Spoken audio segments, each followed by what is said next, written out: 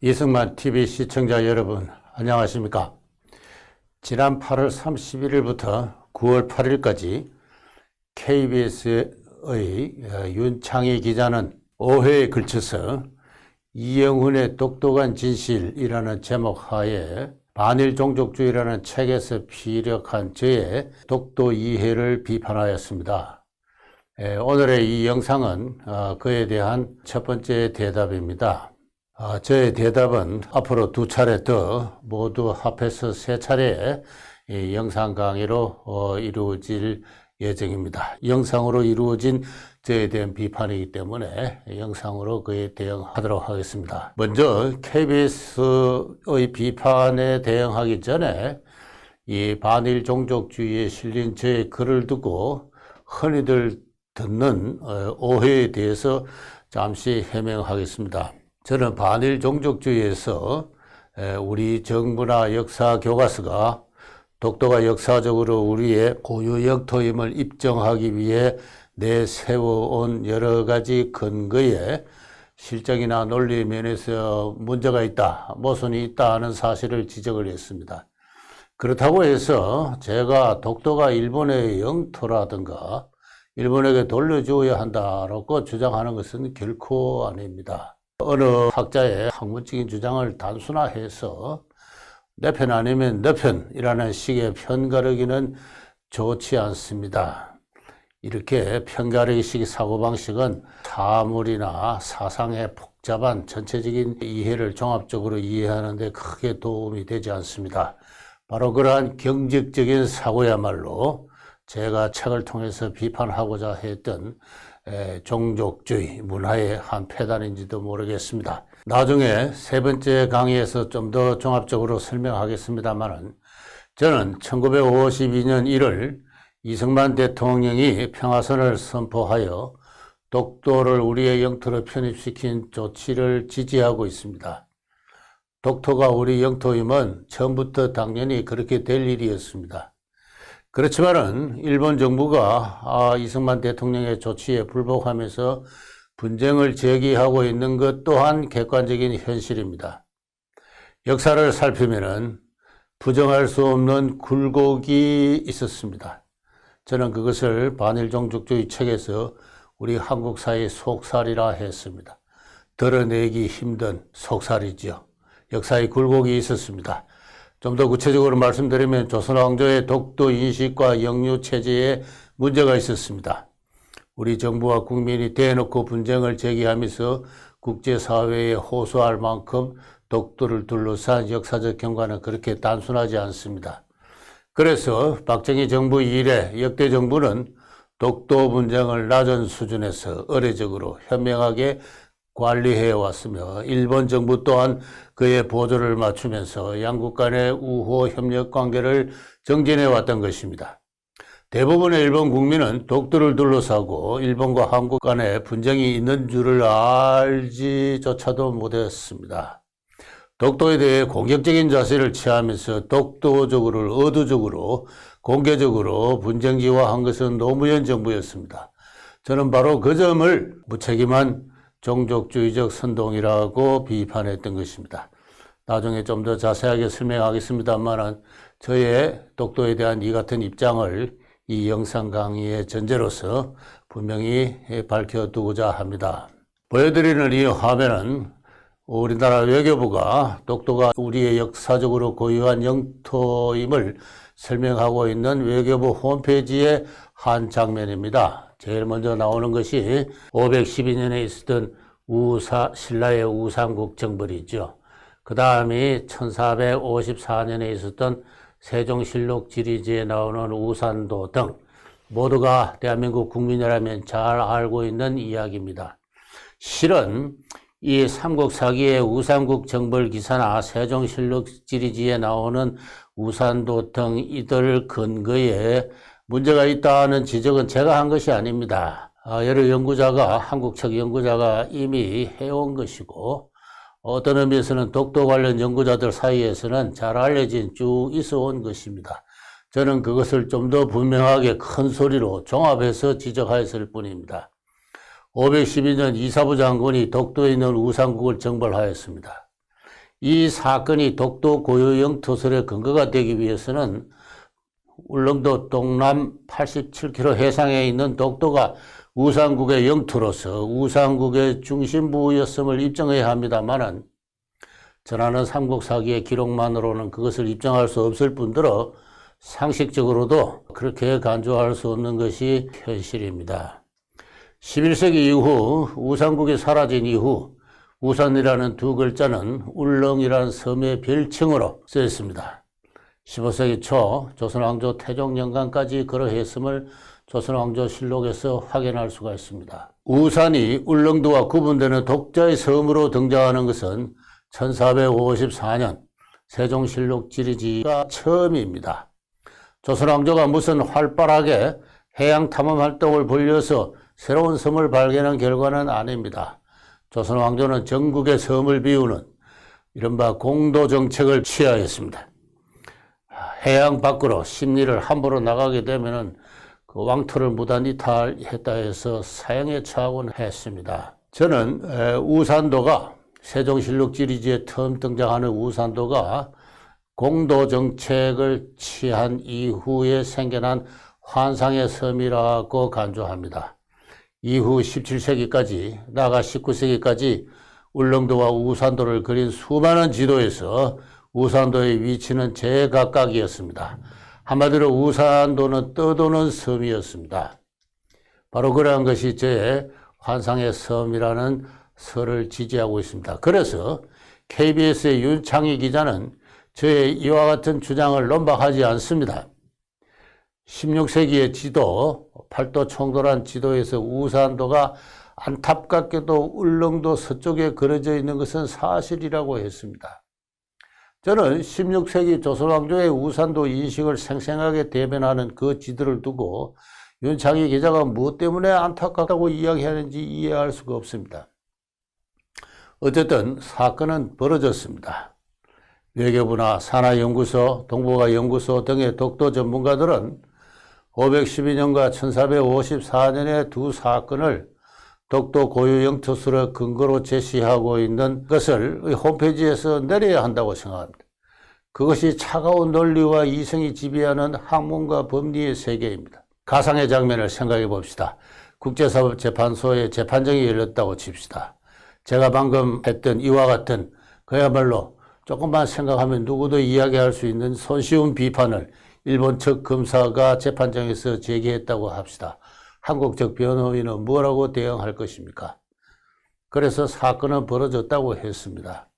그럼에도 지난 2달간 외교부나 산하연구소나 역사교과서 집필자들은 침묵해 왔습니다. 그 이유가 무엇입니까?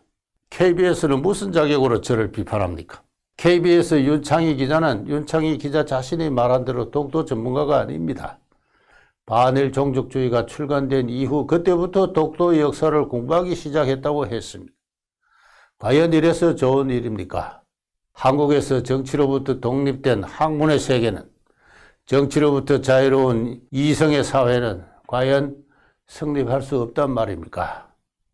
이 언저리에서 저는 제가 오래전부터 품어온 그와 같은 의문을 다시 한번 떠올릴 수밖에 없었습니다. 윤창희 기자는 솔직하게 이야기하고 있습니다. 이영훈의 저술 속에서 특별히 사실 왜곡을 찾기는 어렵다고 말합니다. 그러면서 다음과 같이 이야기하고 있습니다. 일방적인 느낌을 지울 수 없다고 하면서 저에게 묻기를 이 교수는 일본 측 기록에 대해서는 왜 언급하고 있지 않은가 라고 따지고 있습니다. 윤창희 기자만이 아닙니다. 반일 종족주의라는 책에 대해서 격하게 적대적 감정을 토로하는 여러 사람들이 그러한 지적을 하였습니다. 예컨대 조선일보의 이선민 기자도 저에게 왜 일본 측 사료, 태정과 문서에 대해서는 이야기하지 않느냐라고 지적한 바가 있습니다. 실제로 17, 19세기 일본의 어민이나 지방정부나 중앙정부는 울릉도와 독도에 관해 여러 가지 기록을 생산했습니다. 문헌 기록도 있고 지도도 있습니다.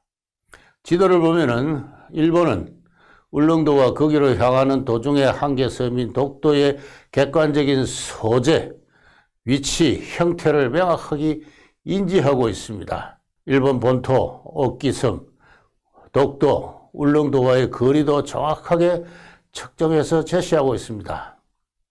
그리고 그들 재반 기록의 상당 부분은 울릉도와 독도가 조선의 영토임을 전제하고 있습니다. 제가 지적하고 싶은 점은 그러한 일본 측 기록은 어디까지나 일본 측의 독도 인식을 전하고 있을 뿐이라는 사실입니다. 울릉도가 조선의 영토인 것은 두말할 여지가 없습니다. 17세기에 걸쳐서 일본의 중앙정부 막부는 두 차례나 걸쳐서 그 점을 확인하였습니다. 그래서 일본은 일본의 옥기선보다 울릉도에 보다 근접한 독도 역시 조선의 영토라고 인식해 왔던 것입니다. 그렇다고 하더라도 그러한 일본 측의 인식이 조선왕조 자신이 독도의 객관적인 존재나 소재나 위치나 형태를 명확히 인지하고 그것을 자국의 영토로 영유하고 관령했다, 관리하고 지배했다 한 뜻입니다. 영유 내지 관령하는 체제를 성립시키고 유지했다는 사실을 객관적으로 보장하지 않습니다. 바로 그 점을 그간의 한국 정부와 연구자들이 공연히 무시해 왔다는 점에서 독도 고유 영토설에 일본인을 설득할 수 없는, 일본인에 의해서 쉽게 지적될 수 있는 논리적으로 커다란 공백이 있어 왔던 것입니다. 다시 한번 묻겠습니다. 실제 조선 왕조는 독도의 객관적인 소재, 위치, 형태를 인지했습니까? 울릉도 동남 87km 해상에 섬이 있다. 그 섬의 객관적인 위치 그리고 형태를 정확하게 인지했습니까? 그 위에 이것은 일본과 경계선상에 있는 것이니까 우리의 영토로서 관리를 해야 되겠다. 그러한 영토의식 위에서 그거 섬을 자국의 영토로 영유하고 관리하는 체제를 성립시켰습니까? 제가 독도 고유 영토설에 제기하는 비판의 핵심은 바로 여기에 있습니다. 제가 아는 한 지금까지 알려진 어떠한 사료나 지금까지 이루어진 어떠한 연구도 이 점을 입증하지 못했습니다. 윤창희 기자도 소개하는 우리 역사 교과서에서도 널리 실려온 예부터 널리 알려진 동국문헌 비구라는 그 조선 왕조가 편찬한 역사서에 이미 자세하게 실려있는 사건입니다. 1693년에서 96년 사이에 있었던 안용복 사건, 그 사건을 다시 되돌아봅시다. 안용복은 울릉도에 고기잡이를 하러 갔다가 일본 어민과 충돌하고 그들에게 이끌려서 일본으로 가서 울릉도가 조선의 영토임을 주장하였습니다. 그 사건을 계기로 조선 왕조와 일본 막부의 외교적 교섭이 이루어지고 일본 막부는 울릉도가 조선의 영토임을 인정한 위에 일본 어민의 울릉도 항해를 금지시킨 사건, 그건 잘 알려져 있습니다. 안용복의 공로라고도 할 수 있죠. 이후 2년 뒤 안용복은 다시 일본으로 건너가 일본인들이 송도라고 부르는, 마츠시마라고 부르는 그 섬 역시 조선의 것이야, 조선의 우산도야, 아마 오늘날의 독도를 두고 한 말일 겁니다. 그러나 당시 독도라는 말은 없었고 조선 왕조의 지도에는 울릉도 주변에 사방에 우산도가 있었기 때문에 안용복은 일본인들이 울릉도로 가는 도중에 있는 섬을 마츠시마라고 하는 것을 보고 아니야, 그건 우산도야 라고 주장을 합니다. 그런데 안용복이 본국으로 송환되어 왔을 때 조선 왕조는 안용복의 우산도 주장에 하등의 관심을 표하지 않았습니다. 오히려 함부로 일본으로 갔다고 사형에 처하려다가 공로가 있다 하여 가명해서 유배를 보냈습니다. 다시 말해서 우산도의 객관적인 위치와 형태에 대해 조선 왕조는 하등의 관심을 표하지 않았습니다. 이것이 안용복 사건이 전하는 생생한 현실입니다. 윤창희 기자는 저에게 1808년에 만결함에 나오는 울릉도와 우산은 모두 우산국의 땅이다, 우산은 일본이 말하는 송도이다라는 기사를 왜 소개하지 않는가, 관심을 두지 않는가라고 추궁합니다. 이 기사는 만기요람이 처음이 아니고 1770년대에 동국문헌 비고 여지고 해방에 나오는 기사입니다. 조금 전에 안용복 사건도 이 동국문헌 비고에서 처음으로 자세하게 소개되어 있죠. 이 기사는 조선 왕조의 지배층이 오래전부터 그러니까 15세기 중엽부터 우산도라는 섬이 울릉도 근방에 존재한다는 전통적인 인식을 그대로 계승하고 있는 가운데 안종복 사건을 계기로 일본인들이 그 섬을 송도라고 부르고 있는 사실까지도 인지하고 있음을 전하고 있습니다. 그렇지만 이 기사가 조선 왕조가 우산도의 실제 위치와 울릉도 동남 87km 해상 그 실제 위치와 그리고 그것이 두 개의 큰 바위섬으로 이루어졌다는 실제 형태를 인지하고 그것을 자국의 영토로 관령하고 있다는 현실을 보정하고 있는 것은 아닙니다. 오히려 조선 왕조의 지배층들은 이 동국 문헌비고를 편찬한 조선 왕조나 양반 지배층은 일본과의 경계 지역에 위치한 우산도에 소속을 두고 일본과의 분쟁 가능성을 모호하게 방치하고 있습니다. 일본인들은 그 섬을 송도라고 부르고 있다. 저는 오히려 그러한 현실을 이 기사가 솔직하게 전하고 있다고 생각합니다. 윤창희 기자는 저에게 1877년 3월 일본 정부, 명치정부가 반포한 태정관 문서에 대해서는 왜 언급하지 않느냐라고 또 따지고 있습니다. 이 같은 저에 대한 비판은 윤창희 기자만 아니라 이선민 기자를 비롯해서 여러 사람들이 제기하고 있는 것입니다. 이제 그에 대해서 답변하겠습니다. 1873년 명치정부는 전국의 토지를 청량하고 지적, 토지대장을 작성하는 사업을 개시했습니다. 1876년 내무성 지리료의 관리들은 자기들 말로 일본에 속에 저 인구가 비어있는 일본 말로는 다케시마라 했습니다만은 저 울릉도가 있는데 저거 혹시 토지 청량의 대상이 되지 않는가라는 사실을 입장을 그 시마네 현 지사에게 조회하였습니다. 그에 대해 시마네 현 지사는 해당 섬에 관해서 이미 1695년 막부가 조선의 영토임을 인정한 조치가 있었다는 것을 상기하면서 그러니까 울릉도는 조선의 영토이다. 울릉도와 도중 항로의 한계섬 독도도 일본의 영토가 아니다. 그렇지만 오래전의 일이니까 이미 180년 전의 일이니까 지금도 그렇게 최종 결정할지 여부는 내무성의 몫이다 라는 의견을 상신했습니다. 그러자 내무경 이 오구부라는 당시 명치정부의 실력자죠. 최고 실력자입니다. 오구부 도시미치라는 사람인데 이 사람이 울릉도와 독도는 일본과 관계가 없다는 결정을 내림과 동시에 이 일본 영토 판도에 취하고 버림은 중대한 안건이므로 이를 최고 집정자인 태정관에게 상신하여 그의 이름으로 동일 내용의 지령을 반포케 했습니다. 그것이 지금 이 자료화물을 보는 태정관 문서입니다. 바로 이것은 1877년 3월 발표한 그 태정관의 그 문서고요. 붉은 줄을 친 것을 보면은 죽도와 그의 부속한 한계섬은 일본과 관계없다는 내용이 되어 있습니다. 그러면서 또 섬의 위치, 섬의 도형을 이렇게 그림으로까지 제시하고 있습니다. 그런데 과연 이 문서가 우리 한국인들이 흔히 생각하고 있는 것처럼 우리 정부가 국제사회에 내세울 독도 고유 영토설의 근거가 될 수 있을까요? 이에 대해서 아마 일본 측 검사나 변호인은 다음과 같이 이야기할 것입니다. 그 문서는 1877년 당시까지 독도에 대한 일본적 인식을 배경으로 하고 있다. 그러한 일본적 인식은 이후에도 쭉 계속되어서 1904년까지 이어졌다.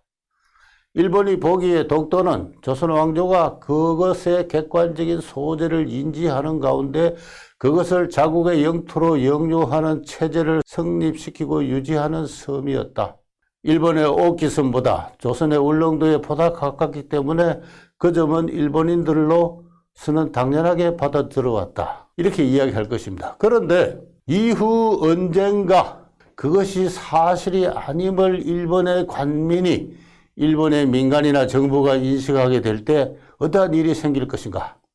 이 태정관 문서에 실려있는 일본적 인식은 앞서도 지적한 바입니다만은 실제 조선 왕조가 독도의 객관적인 소재를 인지하고 그것을 영유하는 체제를 성립시키고 유지했다는 사실을 보정하지 않습니다. 다시 뒤집어 말해서 이 태정관 문서는 이후 언젠가 조선 왕조가 독도를 영유하고 있지 않음을 일본의 관과 민이 인지할 때 일본 정부의 독도 입장이 달라질 가능성을 배척하지 않습니다. 실제로 그러한 일이 27년 뒤, 다시 말해서 1904년에 벌어졌으면 다음 강의에서 설명드리겠습니다만 1904년에 있었던 일본 정부의 독도 편입 사건에서 관찰할 수가 있습니다. 바로 이런 점을 무시하고 있었기 때문에 태정과 문서에 관한 기왕의 한국적 이해에 일본인들에 의해 쉽게 지적될 수 있는 큰 맹점이 있다고 하겠습니다. 한국의 연구자들은 왜 조금만 깊이 생각하면은 국제사회의 재판장에서 또는 양국 간의 허심탄회한 공개 토론회장에서 쉽게 일본에 의해서 지적될 수 있는 이와 같은 논리적 모순에 그토록 태연하고 있습니까? 저는 그것을 반일 종족주의가 강요하는 반과학주의 내지 몰이성주의의 탓이라고 생각하고 있습니다. 저는 요사이도 한국 측의 어느 연구자가 일본의 어느 도서관에서 독도가 조선의 영토임을 표시한 지도를 찾았다고 하면서 독도 고유 영토설의 근거를 발견했다 하면서 방송을 통해서 대대적으로 홍보하는 현상이 자주 반복되고 있는 걸 보면서 반일 종족주의에 거몰이성주의에 반과학주의에 깊이 제약된 한국인 연구자들의 그 실태를 재확인하곤 합니다. 실제 전개된 역사는 어떠하였습니까? 반일 종족주의에서 소개하였습니다만 이 태정과 문서 이후 5년 뒤 1882년 조선 왕조는 울릉도에 인구를 다시 들여보냅니다. 일본인들이 자주 건너오고 해서 안 되겠다. 울릉도 공도 정책을 포기하고 인구를 다시 울릉도에 이주시키면서 울릉도를 개척을 합니다. 그때 고종은 이규원이라는 감찰사에게 우산도를 찾아라라고 지령을 내립니다. 우산도가 독도 주변에 있는 또 하나의 섬이라는 것은 여러 지도를 통해서 오래전부터 내려온 사실입니다. 그러나 실제로 어디 있는지는 알 수가 없기 때문에 이규원 감찰사에게 우산도를 찾아라고 했습니다만은 이규원은 찾지를 못합니다. 맑은 날 높은 곳에 올라가서 천리경으로 먼 바다를 탐색했지만 별다른 섬을 발견하지 못했다 라고 그렇게 보고합니다. 이 보여드리는 화면은 감찰사 이규원이 그린 울릉도 지도입니다. 오늘날에 그 울릉도에 부속한 섬이 2개 있는데요. 바로 이것이 죽도입니다.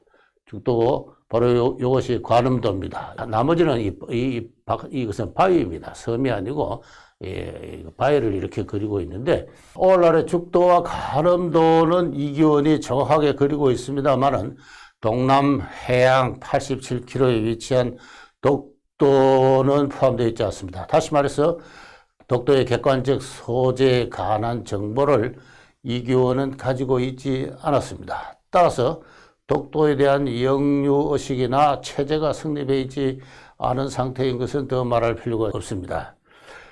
보여드리는 화면은 반일종족주의라는 책에서도 소개했습니다만 대한제국이 그린 그의 판도에 관한 지도입니다. 1899년 대한제국 학부가 나라의 판도를 대한전도라는 이름으로 그린 것인데요. 여기서 이 울릉도 부분을 확대하면은 바로 이와 같이 있습니다. 울릉도 바로 옆에 있는 그 오늘날의 죽도를 우산이라 해서 이규원은 우산을 찾지를 못했습니다만은 이규원이 찾아낸 죽도를 가지고 당시 사람들은 이것이 세종실록지리부터 내려오는 우산이구나 이렇게 인식해서 우산의 최종적 위치를 이렇게 확정을 했습니다. 이것이 조선 왕조의 우산에 관한 마지막 인식입니다.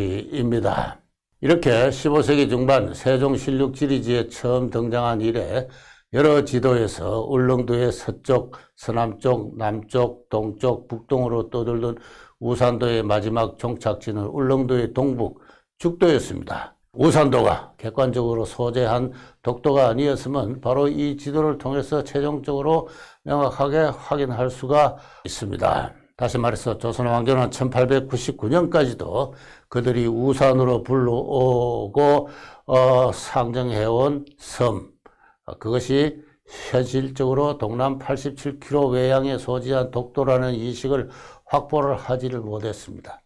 뒤이어 잘 알려져 있듯이 1900년 10월 25일 대한제국이 울릉도를 울도군으로 승격하였습니다. 그때 상황을 좀 더 구체적으로 소개하겠습니다. 이를 통해서 대한제국의 울릉도 인식을 보다 명확하게 살필 수가 있습니다. 이 10월 25일 사흘 전에 10월 22일 대한제국의 내부 대신 이건하는 울릉도를 울도군으로 승격해야 합니다 하는 청원서를 의정부에 제출합니다. 이 보여드리는 화면은 당시 청원서에서 서술된 울릉도의 객관적인 사정입니다. 울릉도는 종이 80리, 횡이 50리이다. 토지가 비옥하고 인구가 번식하여 농지 1만 두락에 맞이기에 연간 수확이 감자 2만 포, 보리 2만 포, 밀이 5천 포이다. 비록 육지의 산군, 이 강원도 등에 있는 산군에 미치지 못하지만 큰 차이가 없다.